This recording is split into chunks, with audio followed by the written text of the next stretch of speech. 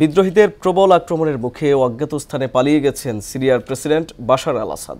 বিদ্রোহীরা দামেস্কে ঢুকে পড়ার পর উড়োজাহাজে করে পালিয়ে যান ২৪ বছর ক্ষমতা আঁকড়ে থাকা এই শাসক। এদিকে আসাদের পতনের খবরে রাজধানীর রাস্তায় নেমে আসে লাখো মানুষ। এ সময় সিরিয়ার নতুন যুগের সূচনা হয়েছে উল্লেখ করে স্বাধীনতার ঘোষণার দেন।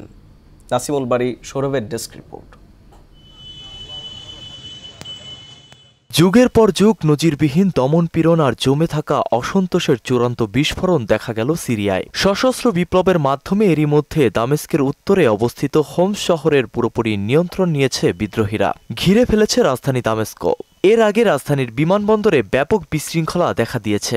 এদিকে বিদ্রোহী যোদ্ধারা দামেস্কে ঢুকে পড়ার পর ব্যক্তিগত উড়োজাহাজে করে অজ্ঞাত স্থানে পালিয়ে গেছেন প্রেসিডেন্ট বাশার আল আসাদ। তবে তিনি কোথায় পালিয়েছেন তা কেউই বলতে পারছে না। অবশ্য আসাদ পালালেও পালিয়ে যাননি সিরিয়ার প্রধানমন্ত্রী মোহাম্মদ গাজী আল জালালি। তিনি দামেস্কে তার বাড়িতেই অবস্থান করছেন, হাত মিলিয়েছেন বিদ্রোহীদের সঙ্গে। বাশার আল আসাদের পালিয়ে যাওয়ার খবরে মধ্যপ্রাচ্যের এই দেশটির রাজধানীতে রাস্তায় নেমেছে লাখো মানুষ। উল্লাস প্রকাশের পাশাপাশি স্বাধীনতা নিয়ে বিভিন্ন স্লোগানও দিতে দেখা যায়। এই সময় সিরিয়ার জনগণের পাশাপাশি বন্দীদের মুক্ত করা এবং সেদনায়া কারাগারে অন্যায়ের যুগের সমাপ্তি ঘোষণা করে বিদ্রোহীরা। এদিকে সিরিয়ার সশস্ত্র বিদ্রোহী গোষ্ঠী ঘোষণা করেছে যে আসাদের শাসনের অবসান সিরিয়ার ইতিহাসে নতুন এক যুগের সূচনা করেছে। এক বিবৃতিতে তারা বলেছে, বাদ শাসনের অধীনে ৫০ বছর ধরে চলা দমনপীড়ন ১৩ বছরের অন্ধকার যুগের অবসান হয়েছে।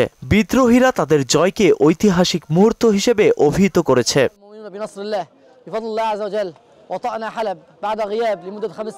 ২০০০ সাল থেকে সিরিয়ার ক্ষমতায় রয়েছেন বাশার আল আসাদ। এর আগে তার বাবা হাফেজ আল আসাদ ২৯ বছর দেশটির শাসন করেছিলেন। তবে ২০১১ সালে আসাদের বিরুদ্ধে শুরু হয় গৃহযুদ্ধ। সিরিয়ায় ১৪ বছরের গৃহযুদ্ধ শেষে বিদ্রোহীদের বিজয় এবং আসাদের সরকার ভেঙে পড়ার মধ্য দিয়ে দেশটির রাজনৈতিক ভবিষ্যৎ নতুন এক অজানা পথে যাত্রা শুরু করল। নাসিমুল বাড়ি, সৌরভ, মোহনা সংবাদ।